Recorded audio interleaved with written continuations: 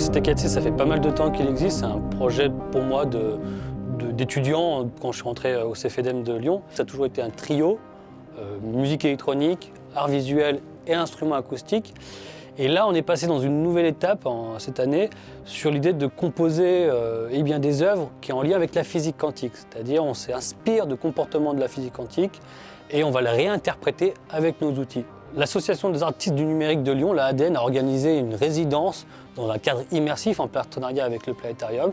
On a été donc lauréat de cet appel à projet et nous voilà 2 semaines dans ce lieu pour finir notre composition et finaliser le projet. Une question générale et qui résume un peu toute l'activité du Planétarium, c'est où sommes-nous dans l'univers ? Et donc lorsqu'on aborde cette question, on fait le pari qu'il y a non seulement les scientifiques qui peuvent y répondre, mais également des artistes. Et puis si on va un peu plus loin, il y a aussi des architectes, des urbanistes.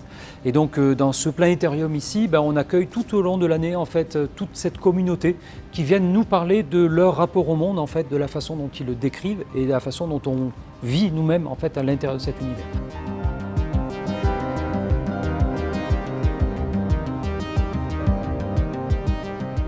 La physique quantique, elle est impossible à être représentée, elle est dans l'infiniment petit, on parle de particules élémentaires, c'est très compliqué, mis à part, j'ai envie de dire, les équations mathématiques qui nous permettent d'observer le comportement de la physique quantique, où on va vraiment pointer le doigt sur un aspect scientifique, on va essayer d'être très précis et on va essayer de se rapprocher, sans dire qu'on est juste, mais on se rapprocher d'une vérité, d'une forme de vérité. Et des fois, on est dans une forme de poésie, une forme de contemplation, une forme de vulgarisation de ce qu'on a interprété comme comportement de physique quantique. On est toujours dans l'entre-deux, entre la volonté d'être dans quelque chose de véridique et quelque chose de proche d'une certaine information scientifique. En l'occurrence, il y a un morceau qui récupère des données du CERN, d'une collision de particules. On a récupéré les positions de cette rencontre et les positions X, Y, Z de tous ces points-là.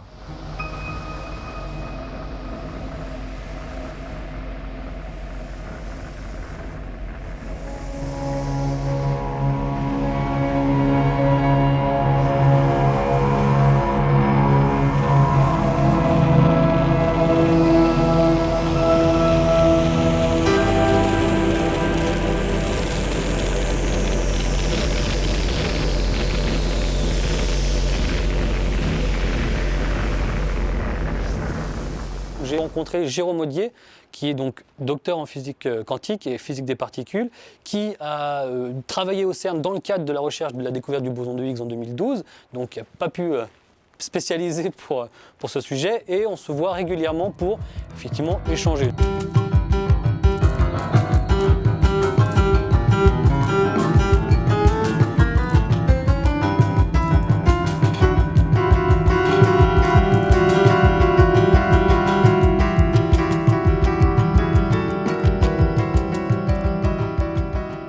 Dans le futur de CT4C, on aimerait évidemment, pourquoi pas, créer des partenariats avec le CERN qui accueille des fois des artistes, créer d'autres partenariats avec d'autres dômes, d'autres planétariums qui souhaiteraient nous accueillir, mais également, pourquoi pas, le domaine universitaire qui pourrait être intéressé dans notre projet de recherche et leur projet de vulgarisation scientifique, de médiation culturelle, de médiation scientifique, voire même de département de physique dure, nous accueillir pour pouvoir, pourquoi pas, continuer à développer notre recherche de création et de travail.